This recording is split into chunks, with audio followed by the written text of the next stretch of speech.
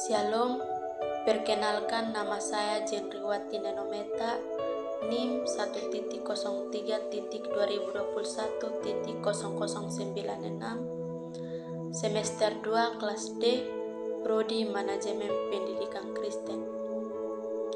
Video ini saya buat untuk memenuhi tugas UAS mata kuliah Teori Sistem Manajemen Pendidikan. Topik yang saya pilih adalah maksud dan tujuan analisis sistem komponen. Baik, yang pertama tentang pengertian analisis sistem komponen. Baik, saya akan menjelaskan menurut mind mapping yang telah saya buat. Yang pertama tentang pengertian analisis sistem komponen. Pengertian analisis sistem yakni kata yang sering kita dengar dalam kasus pemecahan masalah.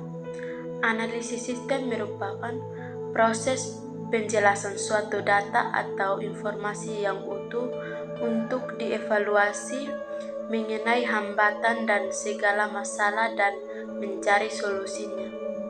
Yang dimaksud dengan analisis sistem adalah penguraian suatu sistem informasi yang sudah utuh ke dalam bagian-bagian komponennya dengan tujuan dapat mengidentifikasi dan mengevaluasi berbagai macam permasalahan maupun hambatan yang terjadi pada sistem sehingga nantinya dapat dilakukan perbaikan atau pengembangan. Sistem analisis juga merupakan individu atau kelompok dalam melakukan pengembangan sistem. Sistem analisis mempelajari permasalahan maupun kebutuhan pada suatu sistem. Yang kedua tentang tahap-tahap analisis sistem. Tahapan analisis sistem dilakukan setelah tahapan perencanaan dan sebelum tahapan desain sistem. Tahapan analisis sistem merupakan sebuah tahapan yang sangatlah penting. Hal ini dikarenakan apabila terjadi kesalahan dalam melakukan analisis sistem, maka akan menyebabkan kesalahan pada tahap selanjutnya. Di dalam tahap analisis sistem, terdapat langkah-langkah dasar yang dilakukan oleh analisis sistem. Yang pertama, identif, yaitu menganalisis masalah. Yang kedua, understand, yaitu memahami kerja dari sistem yang ada. Yang ketiga, analise, yaitu menganalisis sistem. Yang keempat, report, yaitu membuat laporan hasil analisis. Yang ketiga tentang tujuan analisis sistem. Analisis sistem bertujuan untuk merancang suatu sistem baru atau bisa juga untuk menyempurnakan sistem yang telah ada sebelumnya. Berikut beberapa tujuan dari analisis sistem. Yang pertama, tujuan analisis sistem adalah untuk membuat keputusan, di mana pada saat sistem ini bermasalah atau tidak berfungsi dengan baik, dan hasil analisisnya bisa kita gunakan sebagai dasar untuk memperbaiki sistem.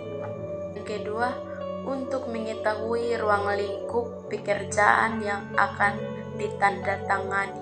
Yang ketiga, mengidentifikasi masalah atau mencari pemecahan masalah.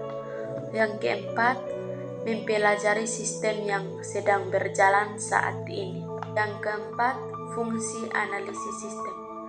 Adapun beberapa fungsi sistem analisis yang diantaranya yaitu yang pertama, dapat mengidentifikasikan masalah-masalah dari pemakai atau user. Yang kedua, menyatakan secara spesifik sasaran yang harus dicapai untuk memenuhi kebutuhan user. Yang ketiga, memilih alternatif metode pemecahan masalah. Yang keempat, merencanakan dan menerapkan rancangan sistemnya sesuai dengan permintaan user. Yang berikut, variabel sistem. Besaran yang nilainya berubah setiap saat baik secara kontinu maupun dekret dalam sistem. Yang kedua, elemen dari suatu sistem diwakili oleh atributnya dan pengertian tentang variabel dalam Pemodelan adalah suatu atribut tertentu yang bernilai tidak tetap, baik atribut dengan sistem maupun atribut lingkungan sistem. Sering juga disebut bahwa variabel merupakan faktor-faktor yang berperan dalam peristiwa atau gejala yang diteliti. Yang berikut dimensi.